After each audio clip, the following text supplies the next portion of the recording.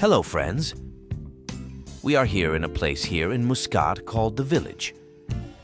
It's an open mall. The design of the structure was inspired by the ancient village here in Oman.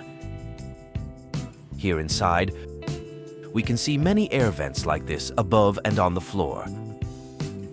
These are not gutters and drainage systems.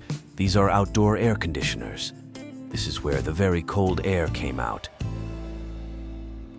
So the atmosphere here is not that hot, and if you want to cool off some more, drop by one of these and you're sure to be refreshed. It's nice to go here. There are many shops where you can eat and buy nice things. It is also close to the beach. That's why many people come here, because after bathing at the beach, they go straight here. Join us on our tour here at the village. Thank you very much for watching. Don't forget to like and subscribe.